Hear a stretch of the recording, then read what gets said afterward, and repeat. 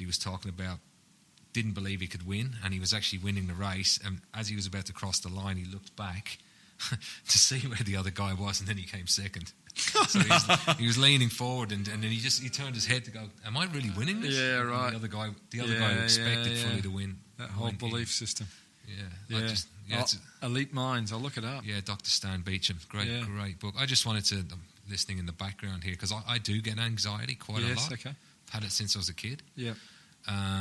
It's a bit of an off story here, but when I was 6, we used to live in a tower block in England, and my dad used to get he was kicked out of the army for being violent. That's how nutty it could be.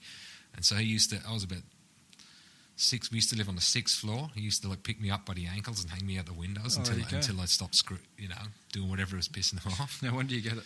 Yeah, so now as I'm older, as an adult, what I get is a locked up back. Like, I can be in a situation, let's say something simple, like my wife's going away for the weekend somewhere to see friends in Sydney. And I'll just have it in my mind going, I hope my back doesn't start kicking off this week. And I'll just have it, and then I can feel it just clench.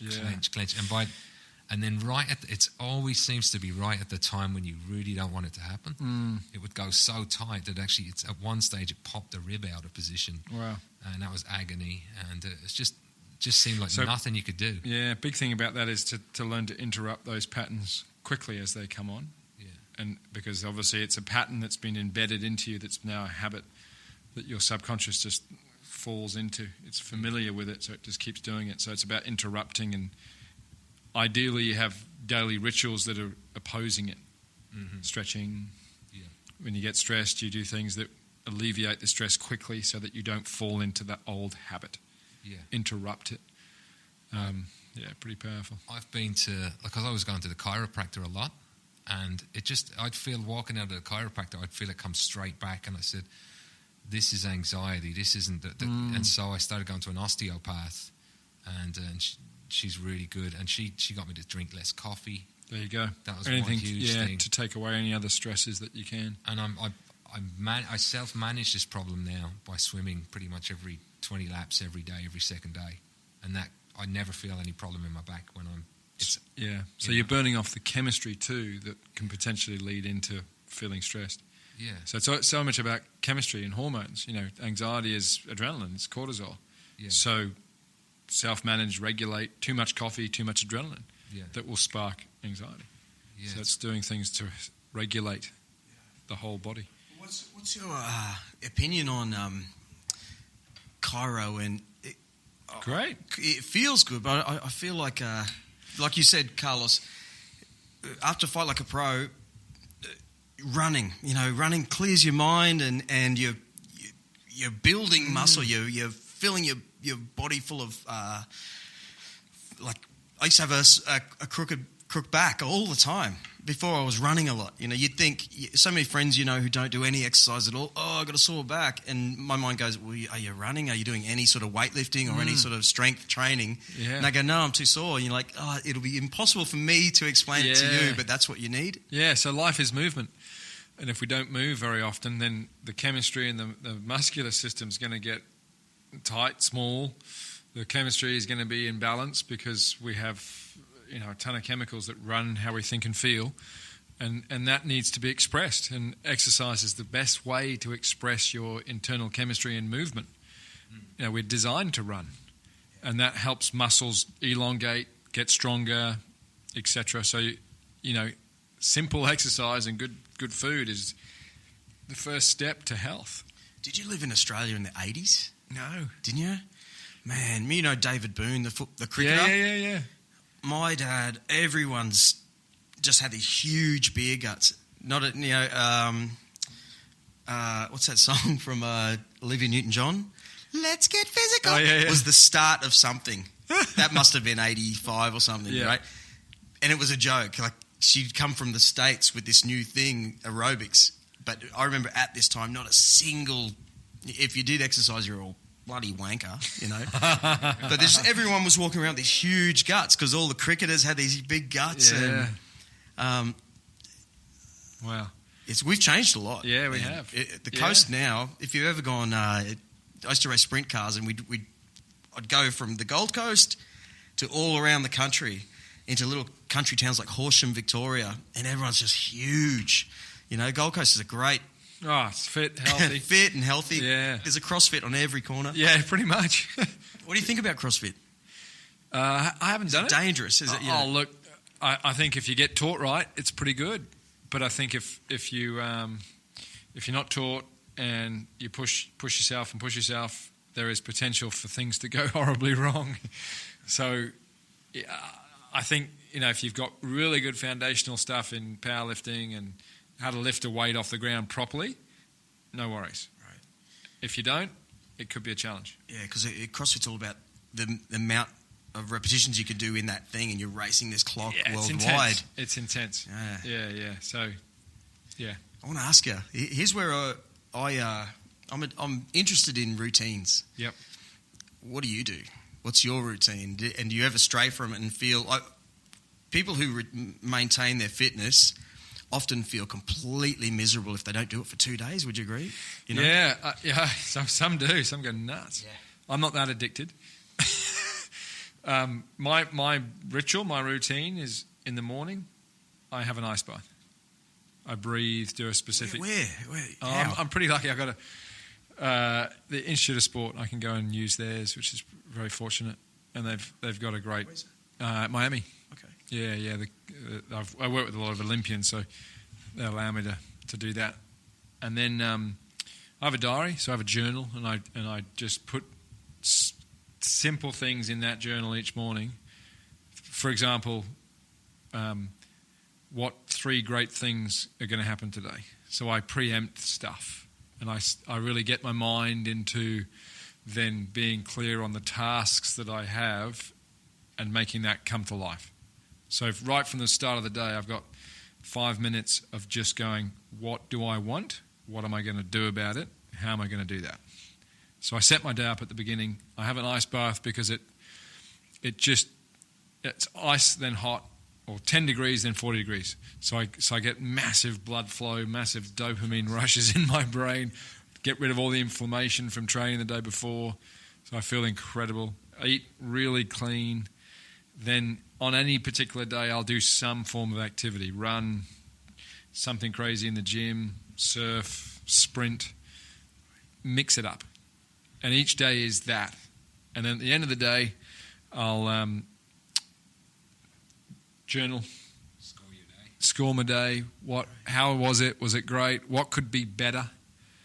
Always finish with what could be better, so that I keep coming up with concepts at the end of the day that gently go into my subconscious around improving what I've just done for that day. And when you say those 3 improvements, are they as simple as mine would be call Barry? You know, you've been, or is it more like do more of this? No, could be very specific. Okay. Could be follow through and make the call, or make those calls, get those emails done, whatever it may be. Right. Very specific, but not too much. Right. I don't go too deep into it, because then you'll sort of resist doing it. So keep it to 5 minutes. Right. Then it's easy to do. A stretch. My partner is the best partner on the planet, I believe. She's incredible. And we usually have a talk about the day, each other. What are we going to do tomorrow? You know, what have we got coming up? We work together. And then when I go to bed, I do a very short meditation just to calm my mind, calm my body, so that I sleep well. So pretty straightforward, very simple. Right. Really simple. So she's obviously in the same mind state. You know, does one of you ever go partying? No, we both will. Okay. And what's a good drink to have if you did? Yeah. You know, red wine's a popular one. Oh, look, Mick introduced me to Bolter beer. It's pretty good. Oh, it's too good. Yeah. It's too good. I put on a couple of kilos drinking that. No, I don't good. I don't really drink. Never really have. Because when I was 8, I decided to test out why do adults have so much fun when they drink from these bottles. So when I was 8, I decided I'm going to test this bottle of stuff and go, if I drink it, will I laugh and joke like they do? Because there's something in it. And anyway, I drank a whole bottle of red. And I was sitting down doing it, and I forced myself to do it, and I couldn't feel any laughter coming through. I was like, I'm feeling sick. how, what? And then I stood up and then it hit me. And I was just like, whoa. And then the laughter came. But then the next day I was so written off that I decided I'm not going to touch that stuff ever again. So I never really have drunk since then. Man, I envy you. Oh, how did you do that? Well, that was just curiosity. My parents had lots of parties because of what my dad did. And I was just like, they're always laughing when they're drinking this stuff. What is it? Right. As a kid, I was very curious. What did your dad do? Can I ask? No, my mum found me and she took me to bed and said, now you know, and you're going to pay for it tomorrow morning. And I did. Mate, Logan, 1989. The first thing we did was go to the Springwood pub. It was like we're in an area that didn't have surf. Surf was an hour away either way. You know, like that's the reason I cannot stand to go back to Brisbane. There's this feeling of the only thing to do is to eat or drink. Yeah, it's all about state change, isn't it? So it's all about trying to get your mind and body to feel something different, and alcohol is the quickest way to do that. Within a minute, you got a dopamine release, which makes you feel good. Well, where were you in the world? I hope you don't mind me asking these questions, and feel free not to answer them. But where were you in the world at that critical time, at the end of, say, high school, when people are doing that? Like, where did you go different? I went to the Middle East, and I was way into freediving beyond measure, and I got such a kick from going 60 metres underwater on one breath and hanging out with whale sharks. And brilliant. With the family? Correct. Part of my family were there too, I was working over there, Did you do any tech diving? Didn't do any tech diving, no. No tech diving. But what's that? So underwater welding and... what? Tech diving? Tech diving, yeah. Yeah, no, I didn't get into that. Have you been in the military? No. Okay. But yeah, it was an interesting time. I was there when I was 17, 18, when the Gulf War was on. And took a lot of military guys diving recreationally and free diving, and it was wonderful.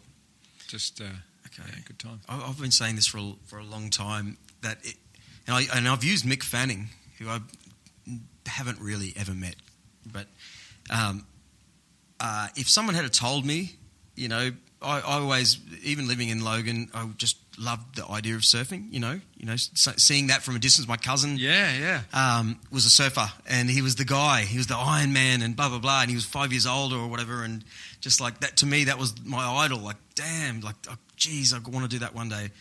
If someone had said to me at that point, Mick Fanning only drinks one beer on Friday night, it would have changed my life. Like they're always advertising moderation. Means nothing to me. Just what is that? But if someone said someone you like actually only does this, do you know much about Mick's life? Because he's had, these lads have got Bolter Brewery, which to me blew my mind. Going, geez, are they all going to be fat now? Like, are you kidding me? So, but that's what people like me are in this life. Are they anything like you? Where you? Oh, look, they have fun, but they know where to pull the line and draw the line, and they've got priorities at this point in time. So, but I think they're smart enough. They're not smart. They're sensible enough to know that sure, it's on tap. Things could go a little bit astray, and they have a lot of fun. There's no doubt, but at the same time, they're pretty serious about what they do and their health and fitness in relation to surfing, and it keeps them in check. Yeah. How do we find your business? Like, can anyone? Can you? I don't imagine you'd seem like to be something that I couldn't join for. Are you an elite athlete trainer? No. At the moment, I got a fair bit on, so. He's pushed me away. See that, Carlos? I'd like to, mate, but see, Mick and the boys are in town, and at the moment I'm developing a couple of things, and that's going to take me out of the picture for a couple of months. But people can find me on my website, www.equalize.com.au, and then you can access me through that for sure. I don't take on a great deal more people than I've got at the moment because I'm pretty loaded, but one of the things I do is not only I kind of drift away from the personal training thing. I don't really do that as such. With Mick, it's more a collective thing that we're doing, which is a lot more than just like a personal training session. It involves quite a fair bit. Takes a bit of time when we do get together and do stuff. But I do a lot